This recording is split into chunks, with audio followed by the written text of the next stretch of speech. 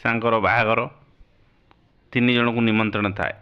ମୁଁ, ମୋ ସାଙ୍ଗ ଲମ୍ବୁ ଏବଂ ତାଙ୍କ ଧର୍ମପତ୍ନୀ ଚମ୍ପା।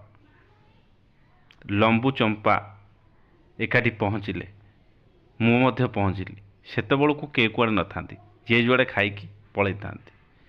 ଆସିଛେ ଯେତେବେଳେ ଖାଇକି ଯିବା, ଲମ୍ବୁକୁ ମୁଁ ବୁଝେଇଲି। ଲମ୍ବୁ ମୋ କଥାରେ ରାଜି ହୋଇ ମୋ ସହିତ ହାତ ମିଳେଇଲା।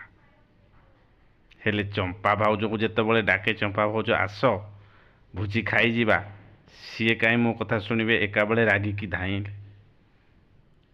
କହିଲେ ନା ନା, ଏ ଅପମାନ ତ ସହି ହେବନି।